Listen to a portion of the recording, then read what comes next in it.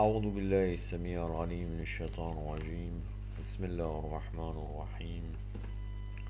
الحمد لله رب العالمين وبه نستعين وصلى الله على سيدنا محمد وعلى الطاهرين وعلى الله عليهم أجمعين من الآن إلى قيام يوم الدين آمين رب العالمين.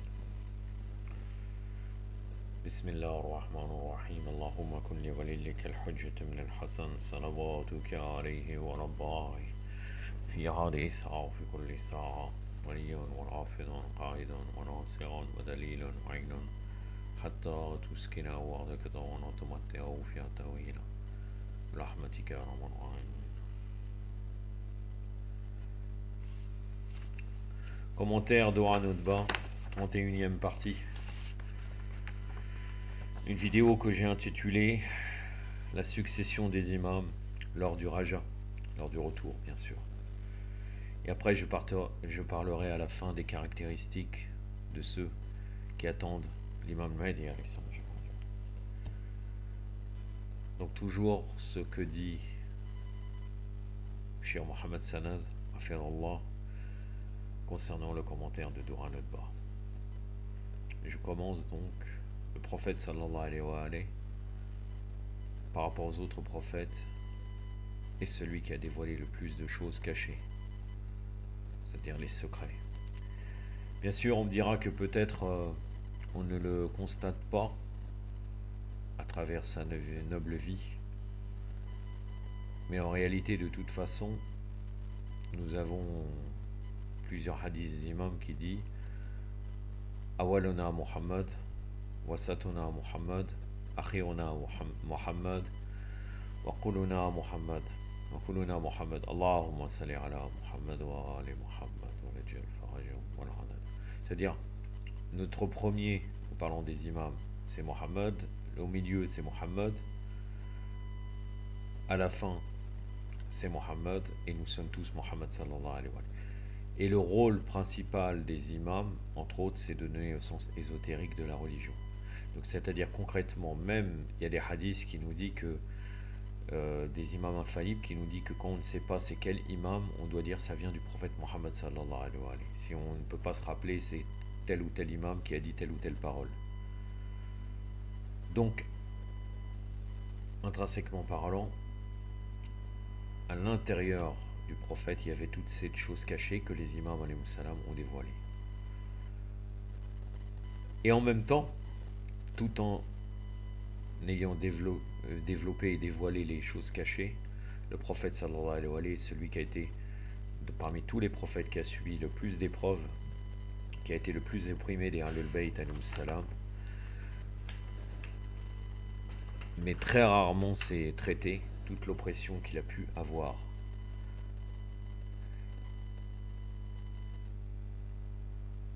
Par exemple, quand le prophète sallallahu alayhi wa sallam était à la Mecque, les Quraysh l'opprimaient. Et à Médine, en particulier, ça venait de certaines de ses femmes, comme en particulier Aïcha et Hafsa, la'natullah alayhima. Mais il a énormément subi notre bien-aimé prophète sallallahu alayhi wa sallam, des ennemis. Et pourquoi cela? Parce que quand il leur dévoilait certaines connaissances, et entre autres bien sûr le Coran, les paroles du Coran, face au Quraysh, ils le voyaient comme un sorcier ou un devin. Ils ne l'acceptaient pas. Malgré cela, le prophète sallallahu alayhi wa sallam a eu la victoire. Ce n'est pas moi qui le dis, c'est Allah subhanahu wa ta'ala dans Surat al-Fath, la sourate numéro 48 du Coran actuel, au tout début des versets. Il a eu une victoire éclatante. Je vais vous lire le premier verset.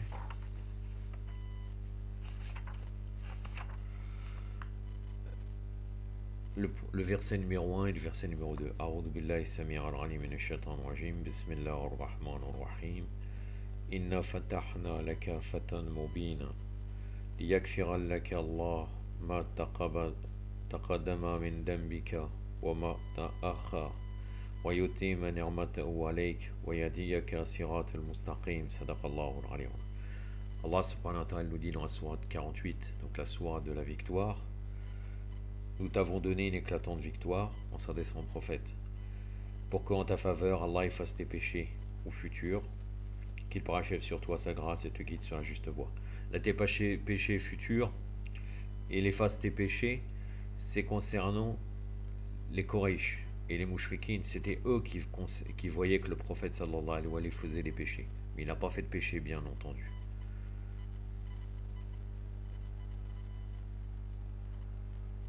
C'est-à-dire, les gens avaient programmé certains, comme quoi tu allais faire des péchés à travers toi, ô Mohammed sallallahu alayhi wa sallam, à travers, c'est-à-dire eux, quand ils voyaient, ils vous considéraient cela comme des péchés, ce qu'ils étaient en train de faire.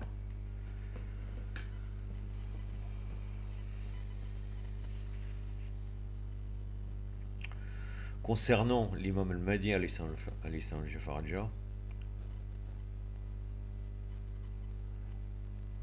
son rôle caché est clair dans le Doura Nutba, lors de la succession des Aïn ou pendant son occultation. Alors regardez, là c'est quand on est en train de dire où est-elle, où est, hein?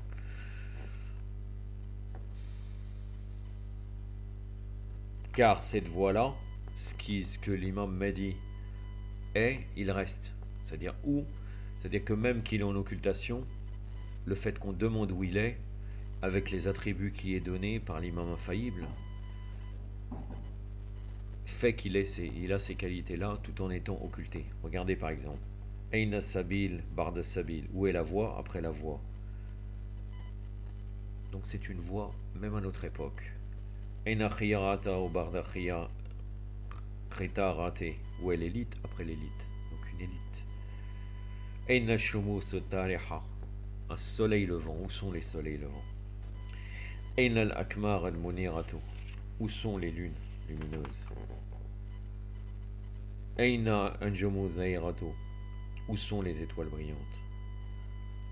Aina Alamuddin wa Qawaid al-Ilm, où sont les étendards de la religion? Où sont les fondements du savoir? Aina Baqiyatullah allati la taghlu min al-itrati hadiyati, où est la permanence d'Allah qui n'est pas dépourvu de la famille guide?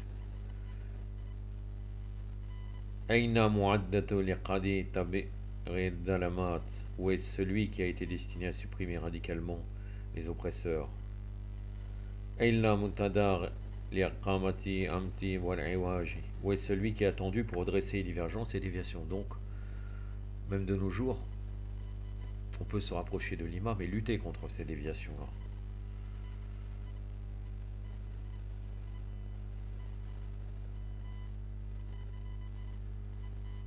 Je passe, mais regardez.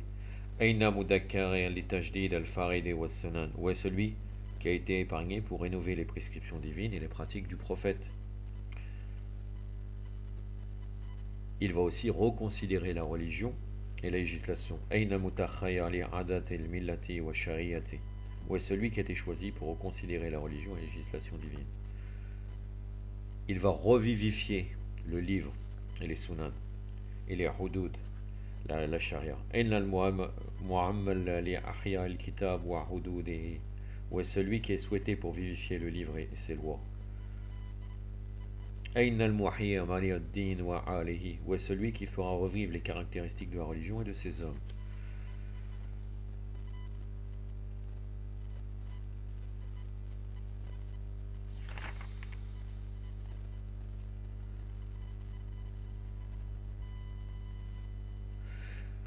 Un peu plus loin, Aina sahab sababu muhtasilu bayna al-ardi was sama, où est le lien qui relie la terre au ciel? Encore une fois, le sens caché.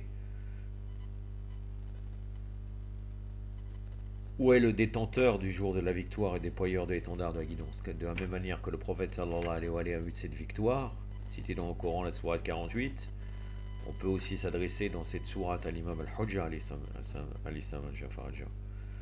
Où est le détenteur du jour de la victoire et déployeur de l'étendard de la guidance, puisque ça sera la victoire totale.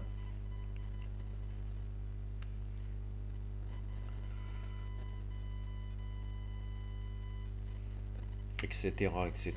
Mais je vous ai cité surtout ce qui concerne son rôle dans le dévoilement des sens cachés, son rôle caché. Tous les prophètes, alayhum salam, en faisant darwa, en propageant l'islam de l'époque bien sûr, la religion islamique universelle, ils ont toujours dit que la fin appartient aux pieux. Donc c'est toujours la fin appartient aux pieux à quel moment? C'est pas à leur époque, puisqu'en fin de compte fréquemment leurs peuples ont été détruits par le châtiment parce qu'ils n'obéissaient pas aux prophètes, aux différents prophètes, alayhum salam. La fin appartient aux pieux, c'est-à-dire la fin appartient à l'imam al-Hujja, aux croyants purs. Donc toujours la promesse du règne de l'imam Mahdi chez tous les prophètes. La preuve, car l'imam alayhi salam est héritier des prophètes, du prophète sallallahu alayhi wa alayhi, des imams alayhi salam. Tous les titres qui ont été donnés aux prophètes alayhi salam sont présents, c'est l'imam Zaman alayhi salam. Lors de l'état de l'imam Mahdi, le premier à revenir pour diriger l'état, c'est l'imam Hussein, même avant l'imam Ali. Les seuls qui peuvent comprendre les événements de fin des temps, c'est les Ahlul Bayt, non pas les Irfani ou les philosophes, ceux qui prétendent toujours comprendre les secrets et les secrets plus profonds, les secrets cachés. On pourrait dire pour quelle raison c'est l'imam Hussein qui revient en premier, car entre autres un des rôles de l'imam al-Hujja c'est un des étendards et un des slogans, c'est celui qui va venger l'imam Hussein salam.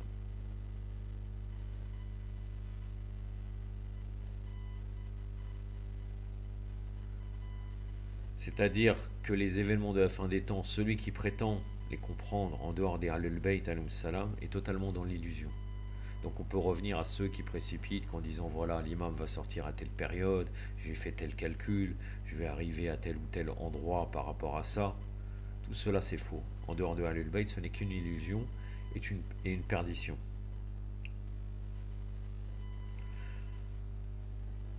Donc lors du Raja, lors du retour, la période bénie de l'imam, que chaque imam va revenir, à chaque fois qu'un imam, ça va se passer comme quand vous trouvez dans le Kafi, vous pouvez trouver ça dans Kitab al-Hujja, à chaque fois quand il dit de la naissance de tel imam, c'est pour démontrer que l'imam précédent l'a bien nommé.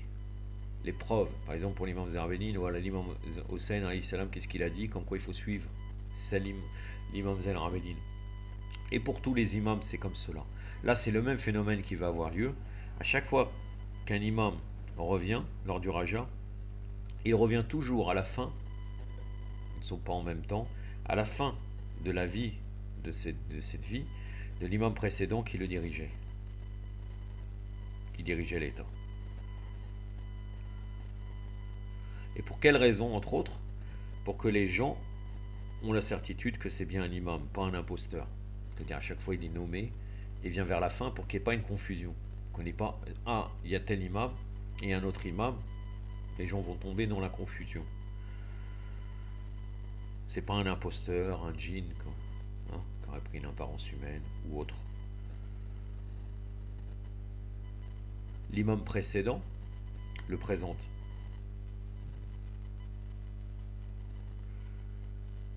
Après, Cheikh Mohamed Sanad passe à un autre sujet. Que dit-il? Pour parvenir à l'apparition, les gens doivent aspirer à acquérir la connaissance Mardawit, ça veut dire la connaissance de l'imam Mahdi. C'est pour ça qu'on va arriver à parler de la caractéristique des gens qui attendent. Dans tous les domaines, et croire sincèrement que ce système que l'imam Mahdi va mettre en place, il est supérieur à tous les systèmes actuels, matérialistes, libéralisme, socialisme, communisme, démocratie, système capitaliste, système technologique, c'est-à-dire comme quoi nous croyons uniquement au système technologique, nous ne croyons aucun autre système, ni capitaliste ni communiste, nous on croit à la technologie. N'importe quel système qui nous apporte la technologie, on l'adopte. Donc le système de l'imam Mehdi est super à tous les lobbies, hein, maçonniques, américains ou autres.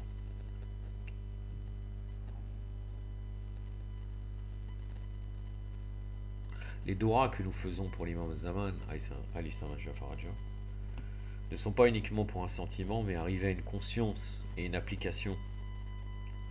Mais pour cela, il faut avoir une compréhension correcte, et quand on traduit d'autres langues, quand on traduit dans d'autres langues les textes arabes, sur ce sujet-là, on doit faire une traduction correcte qui va approcher le sens, avoir une compréhension. Ce n'est pas uniquement une histoire de langue, c'est-à-dire qu'est-ce qui est écrit, nous traduisons. Non, nous devons adapter par rapport à la langue à laquelle on traduit. Ça, c'est valable pour tous les textes en vérité. Pas seulement les textes religieux, pas seulement les textes sur l'imam Hujja alayhi.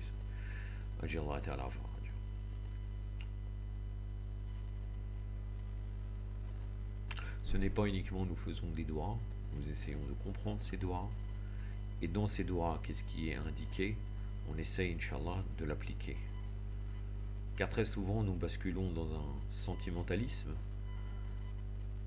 sans fait, sans action, ou bien une théorie, totalement sans action, une abstraction.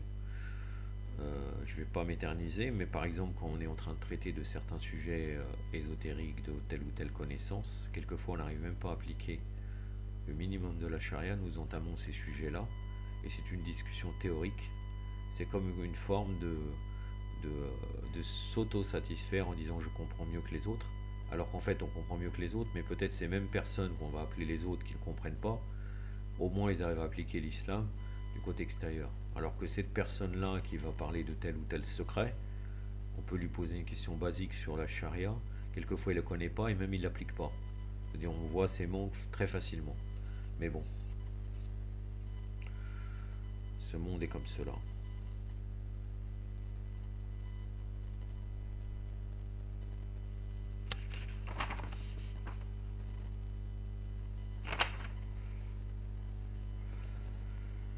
Cette compréhension de doigt, de texte et tout, va nous amener à une victoire par les croyances, par la croyance, et non pas uniquement une victoire militaire ou politique. Cette victoire par la croyance est beaucoup plus importante que le système militaire ou politique. Récemment, j'ai discuté avec certaines personnes sur le colonialisme. Et en vérité, ce n'est pas seulement un problème de militaires. Ils ont occupé un pays, les colons, dans tel ou tel endroit du monde, par la victoire militaire, mais aussi parce qu'ils ont amené quelque chose, et il y avait un vide au niveau de la croyance et au niveau de la préparation. Si les gens auraient été éveillés, étant convaincus et éveillés idéologiquement, ces colons n'auraient pas réussi en vérité. Car il y a eu un mouvement contre eux au niveau de réfuter leurs théories, parce qu'ils viennent toujours avec des théories et des croyances, réfuter leurs croyances d'une manière solide, donc ils n'auraient pas pu s'installer dans ce pays, et les gens auraient pu se mobiliser, et là arriver à se mobiliser réellement à tous les niveaux pour lutter contre ces colons. Donc la victoire par la croyance est plus importante et plus grande que le contrôle militaire ou politique dans un pays. Et d'ailleurs, la victoire par les croyances est une victoire civilisationnelle.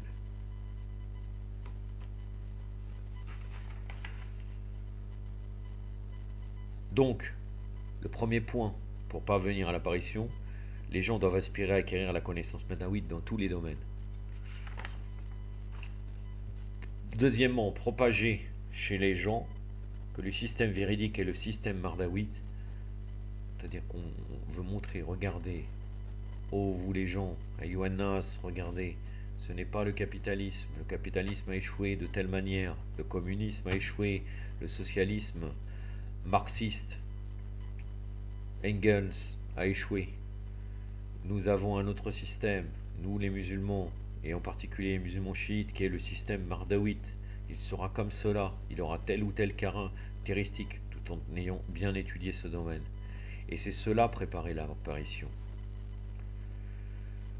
Un autre domaine, lire les textes sur les signes de l'apparition de l'imam d'une manière active, et ne pas regarder cela comme des divinations. Voilà, il va se passer telle chose, astrologue ou autre. Et si on regarde dans d'autres religions, d'une manière précise, on retrouvera ces textes pour préparer l'humanité à ces événements futurs. On pourra leur dire, regardez, même chez vous, il y a un sauveur qui va arriver, préparez-vous, puisque la victoire de l'imam Mahdi est bien sûr internationale. Et comme ça, on aspire au salut de toute l'humanité, et comme ça, à l'époque de l'imam, ces gens-là pourront reconnaître, bi'idnillah, l'imam Mahdi alayhi salam. Maintenant, nous arrivons à un sujet que j'ai rajouté moi-même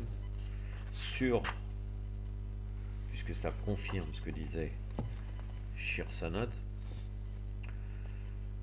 les caractéristiques de ceux qui attendent l'imam et d'une société qui attend l'imam Mahdi.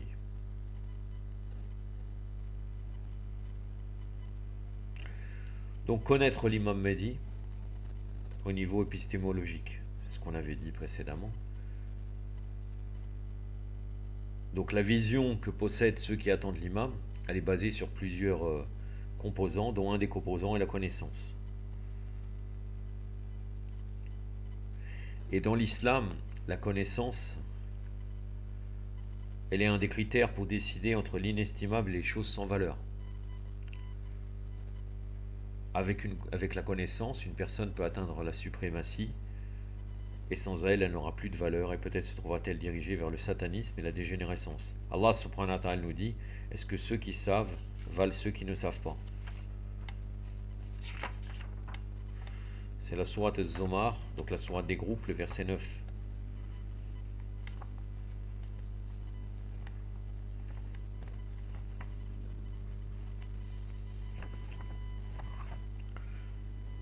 Sourate les groupes.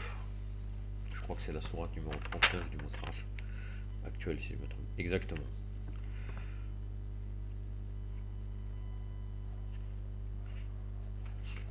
Et je vous ai dit le verset numéro 9. C'est à la fin du verset à peu près. A'udhu billahi as-sami' al-'alim minash shaitanir rajim.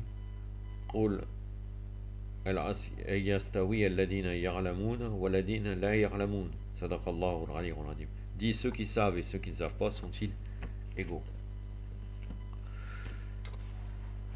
Donc la connaissance est très importante. L'imam Ali alayhi salam, il a dit, la valeur et l'excellence d'une personne est en proportion avec sa connaissance.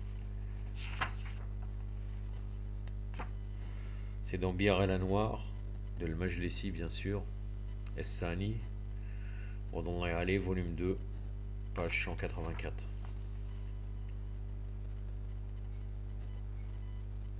Bien sûr, cette connaissance-là, qu'on parle là, à ce moment-là, c'est la connaissance religieuse. Et la théorie de la délivrance, comme j'ai dit précédemment, c'est une théorie universelle. Et c'est une doctrine religieuse. Pour nous, c'est l'imam al-Hujja qui va sauver cette terre sous une forme parfaite et compréhensible pour la société humaine. C'est pour ça qu'on dit, oh Allah, dans le Dua, permets-moi de connaître ton Hujja, car si tu ne permets pas de connaître ta preuve, je ne m'égarerai de ta religion. Allahumma arifni hujjatak, fa innaka lam tu'arifni hujjatak, dalaltu an dini. C'est cela la traduction. Et ce n'est pas uniquement connaître son nom, ses qualités, mais connaître sa position véritable et sa fonction par rapport à tout l'univers et sa position de pivot pour tous les êtres, que ce soit sur terre ou dans les cieux.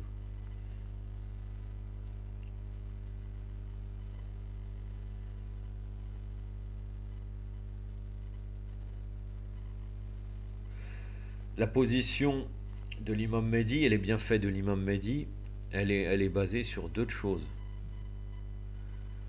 Takwiniya, c'est-à-dire créationnel, et Tashriya, législatif. Par rapport au premier, nous devons savoir donc que l'imam, comme tous les autres infaillibles, alayhim salam, c'est le médiateur entre le Créateur et les créatures, comme transmetteur de l'émanation divine. Au travers de l'imam, toutes les créatures vivent des bienfaits d'Allah. Et c'est comme ça que la terre est protégée des calamités du ciel, juste par la lumière de sa présence. C'est dans Al-Kafi, entre autres, Lola al-Hujja saqat al-ard, c'est-à-dire s'il n'y aurait pas la preuve, la terre serait disloquée.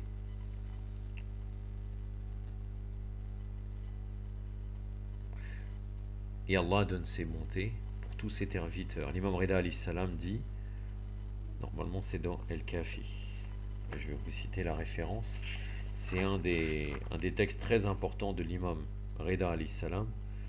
Non, là c'est dans Ikmal al-Din wa Itman al-Nerma de Shir Sadour, la page 202 du volume 2.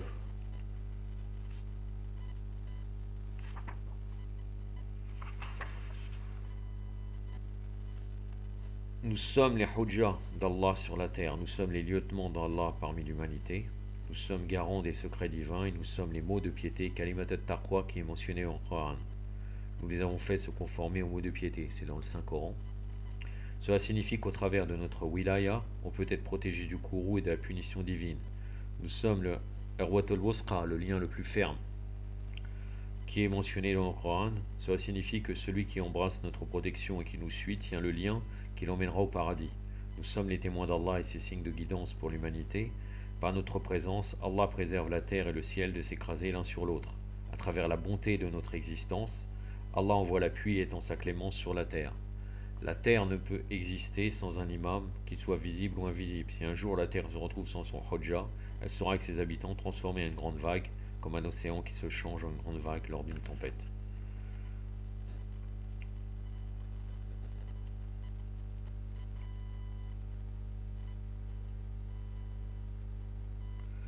Dans le sens de la wilaya tashri'iyya, c'est-à-dire l'autorité législatrice de l'imam al-Hujja alayhi salam, il est gardien de la société humaine. Il porte en lui la préservation de la charia et le fait qu'il donne de l'espoir, de l'optimisme et une unité au peuple.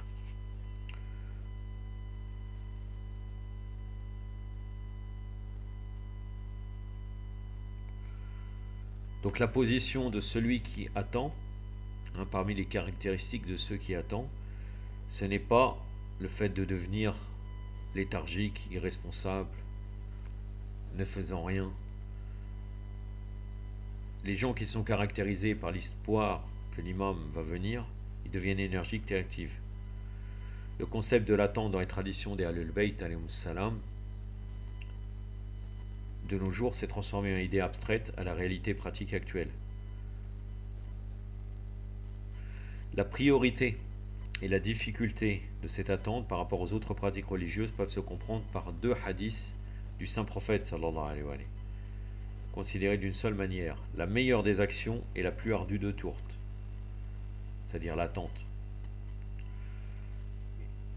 Et un autre hadith: la meilleure des actions pour ma communauté est l'attente de la délivrance. Je vais vous citer la référence.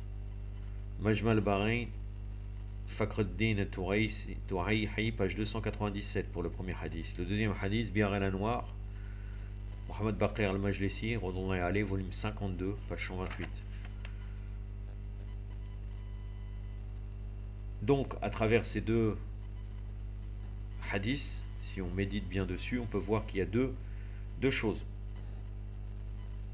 D'après ces deux hadiths, il y a, comment doit-on comprendre ces hadiths? On peut facilement déduire que El-Faraj, la délivrance, est à la fois vertu et difficulté. Puisqu'elle est dit, la meilleure des actions est la plus ardue de toutes. Et c'est une vertu parce qu'on dit la meilleure des actions, c'est l'attente de la délivrance. L'imam Baqir alayhi salam, dans un autre hadith, nous parle de l'épreuve de la dureté, de la grande occultation. Vraiment la délivrance, que dit-il? Vraiment la délivrance, El-Faraj, ne viendra que quand vous serez tamisé, puis encore tamisé, jusqu'à ce que toute impureté disparaisse et ne reste que pureté. La référence du hadith, Non, je vous la donne tout de suite. Reiba de Shiratoussi, page 206. Maintenant, nous pouvons discuter sur comment se préparer à la venue de l'imam. En premier lieu, bien sûr, préserver les fondements même de l'islam.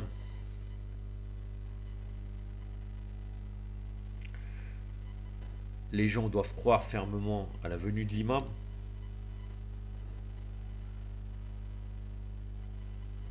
Croire que cette société mardaouite va être complètement différente des autres sociétés, comme j'ai dit précédemment, et qu'elle ne cherche pas la domination, elle cherche le bien-être de toute l'humanité.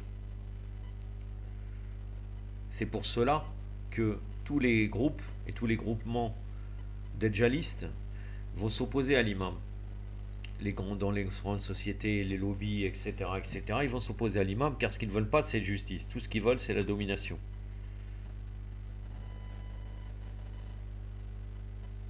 Donc ceux qui croient à la société idéale, ils doivent se préparer activement contre les futurs agresseurs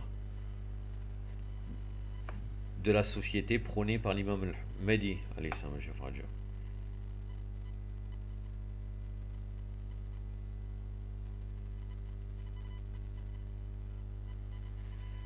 Si on connaît bien l'islam pur, on pourra mieux se préparer, bien entendu. Et là, on pourrait dire c'est la première mesure pour le chemin de la société idéale de l'imam Mahdi.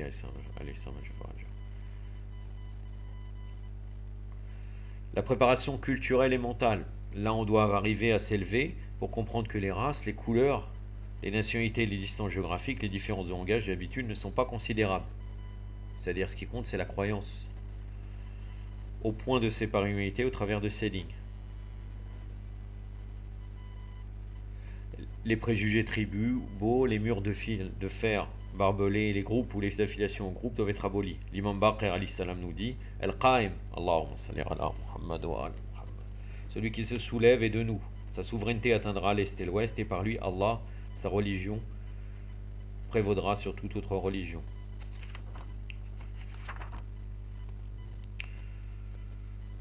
Bisharat al-Islam, page 117.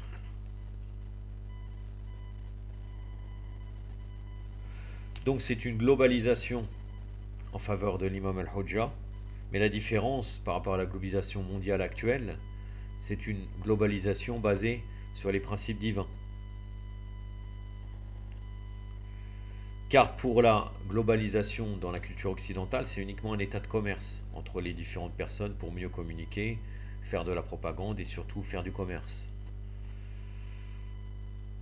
La préparation sociale, les gens doivent être fatigués de l'injustice et d'un système injuste. C'est-à-dire que normalement, ils arrivent à un état vers la fin des temps comme quoi ils sont fatigués de tous les systèmes, car ils ont vu que ça a échoué. Surtout, ils voient que l'inefficacité de ce monde matériel.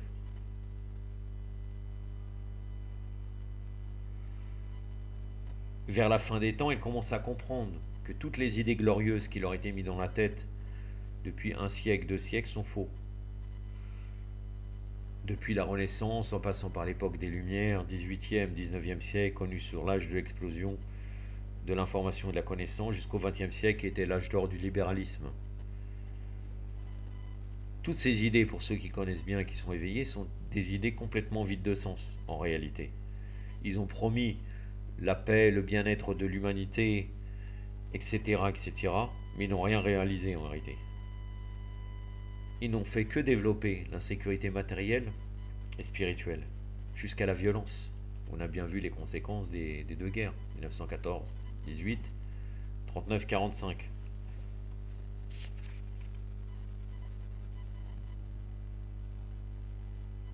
Donc toutes ces lois positives qui ont été faites pour les êtres humains, ils n'ont rien résolu. Ni l'injustice, ni la discrimination, ni les préjudices sociaux. Mais en réalité, ils ont fait apparaître sous une forme différente et sur une échelle plus grande et plus hasardeuse. Donc, une telle situation permet aux gens de réfléchir et être totalement désabusé de ce monde actuel. Et en même temps, ça nous entraîne à nous préparer pour la révolution globale pleine de sagesse du temps d'Allah sur terre. Avec une aide, bien sûr, des cieux, d'Allah subhanahu wa ta'ala, et de toutes les créatures divines pour les gens de cette planète. Il y a des hadiths qui vont dans le sens aussi d'une certaine apparition technologique et industrielle. Maintenant, est-ce qu'il faut forcément développer comme cela? Est-ce que les signes de l'imam, c'était vrai parce qu'on aurait acquis cette préparation? C'est-à-dire qu'en fait, ces hadiths-là, est-ce qu'ils sont reliés à ce monde? Je ne peux pas vous dire.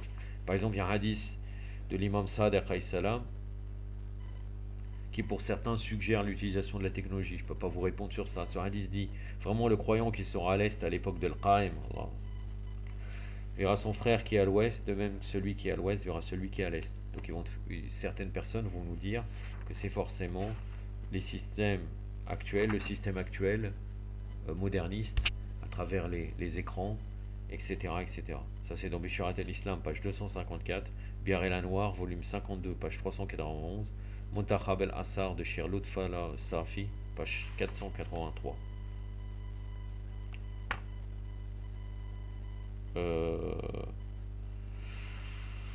Non, j'ai fait une erreur. Non. Ce n'est pas là. C'est dans le livre de... Bon, je vais le dire, hein, malgré que, bon, je valide pas. Okuma Janayi al-Azra al-Madina Serma Karim Shirazi. Publication Madrasa l'Imam Ali ibn Abi Talib, page 85. Nous avons un hadith aussi qui va dans ce sens-là, de l'imam Baqir aussi. Hein. Là, c'est dans Bisharat al-Islam, page 254, Biar el-Anwar, volume 2, page 336, Raybat Normani, page 4, Mutarab el-Assar de Shir Lutfa al-Safi, page 483. Quand El-Qaim apparaîtra, Allah étendra la vue et l'ouïe de nos compagnons, de sorte qu'il n'y aura plus d'intermédiaire entre eux et El-Qaim. Quand ils souhaitera leur parler, ils l'entendront, ils le verront, il lui fera sa place. Et lui sera à sa place. C'est-à-dire qu'il y aura une communication. Est-ce que c'est avec un miracle ou l'apport technologique? Je ne peux pas vous répondre sur ça.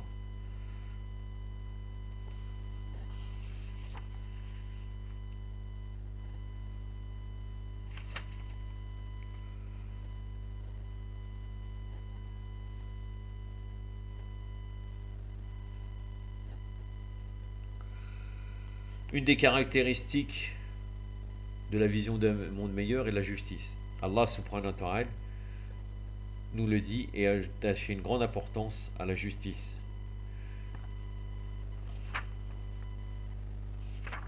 Dans... Je n'ai pas la référence du verset, donc je vais vous le citer. Attendez. Si, j'ai.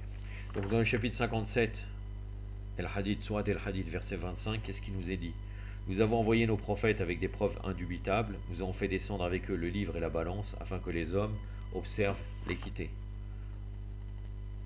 Chapitre 57, le verset 25. Sourate du fer, le verset 25.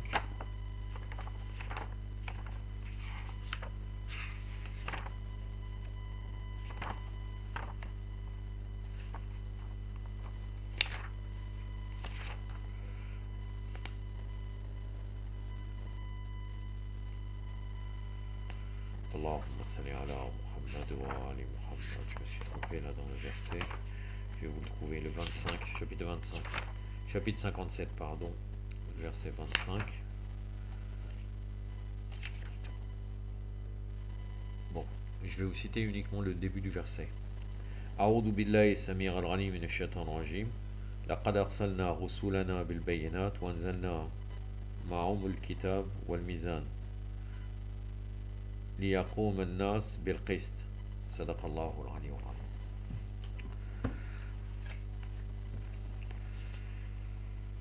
Donc, à travers la justice, bien sûr la justice sociale. Il est connu à travers les hadiths que l'imam Mahdi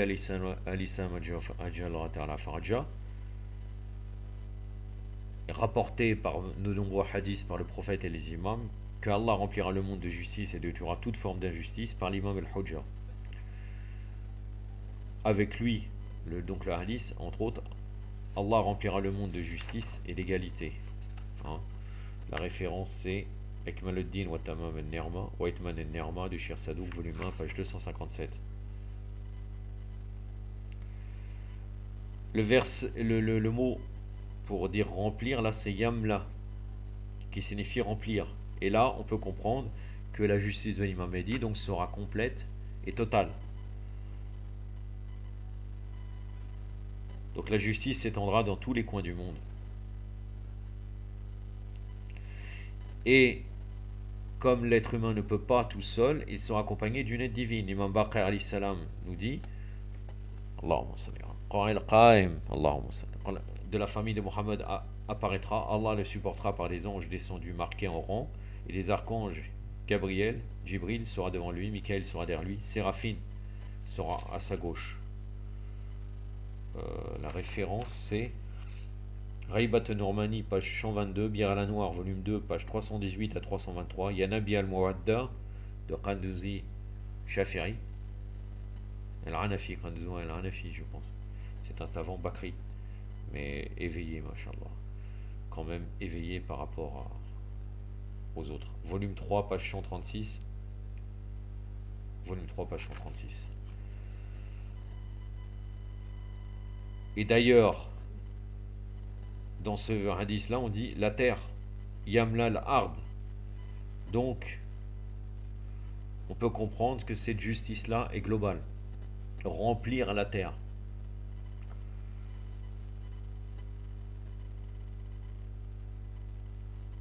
Donc la justice sociale, à travers ce hadith, on le comprend qu'elle est une des bases du gouvernement global de l'imam Mahdi.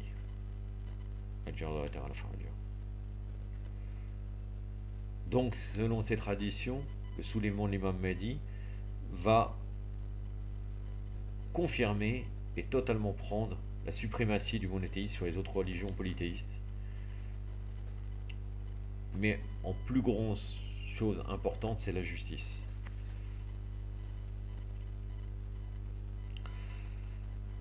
Une autre chose que portent ceux qui attendent, c'est la réforme. Car l'esprit de réforme qui sera dans les esprits de chaque individu, pour ceux qui attendent, un niveau social, de sorte que cette idée de réforme sera une culture qui prévaudra sur toutes les autres. Car on croira toujours qu'il y aura une réforme qui sera faite par l'imam al-Hujja.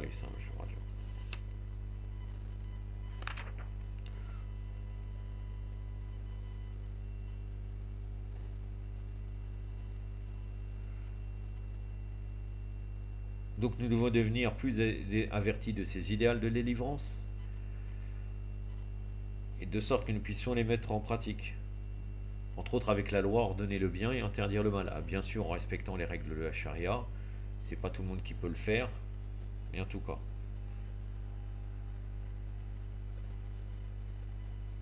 Puisque la réforme et la paix ne peuvent se tenir uniquement qu'à travers la religion. Et une des bases et des branches de la religion, c'est d'ordonner le bien et interdire le mal, pour préserver la société des anomalies sociales, anormalités sociales, des esprits malsains et du désordre culturel. Et Allah subhanahu wa ta'ala dans sa Coran n'a pas arrêté de citer ces lois-là. D'autres, entre autres, les croyants et les croyantes sont ceux qui ordonnent je dis ça de tête, sont amis les uns des autres, ils ordonnent le convenable et interdisent le blâmable, ils font la prière et la zakat. Je pense que c'est dans la sourate Al-Maïda, je ne suis pas sûr, je vous avais cité ce verset précédemment dans d'autres vidéos.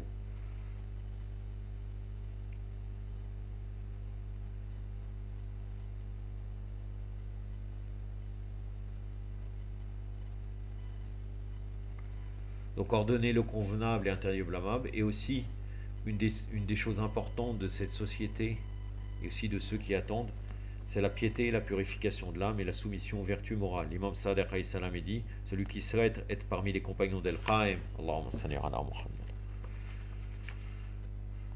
doit l'attendre et en même temps se comporter vertueusement et correctement. Raïbat Normani, page 291 à 10, numéro 16, Bir al-Anwar, volume 52, page 140 à 10, numéro 50.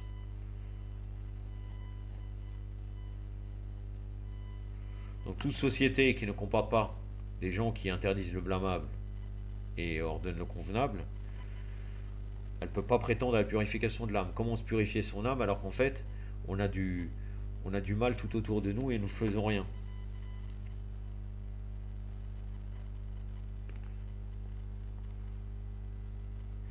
Et ces gens pourront se préparer et Inch'Allah être avec l'imam Al-Hujjah. Je n'ai rien d'autre à rajouter. Une vidéo assez longue par rapport à l'habitude concernant le commentaire de Dora Notba, mais l'avant-dernière, il me semble, l'épisode 29, avait fait une cinquantaine de minutes. Quelquefois, on n'a pas le choix. Je sais que ce sujet, si on regroupe toutes les leçons, on verra que c'est assez compliqué. On peut tirer beaucoup de conclusions de cela. Inch'Allah, on espère que les penseurs, les chercheurs, de nos frères et sœurs qui suivront pourront développer cela, tout se concentrer de connaissances pour pouvoir ressortir encore plus d'informations de ce qui est dit. Bismillah. Inch'Allah, la prochaine fois, je ferai une vidéo concernant une question d'un frère qui m'a été posée. Et par la suite, toujours le même suivi, liberté, égalité, fraternité. Et après l'épisode numéro 32, Bismillah, si Allah Azza wa Jal me prête vie, du commentaire du Dora Notba. Yaktafi Badal Qadr, wa sallallahu alayhi wa sallam, Muhammadin wa atrati wa ta'irin, wa salamu alaykum wa rahmatullah.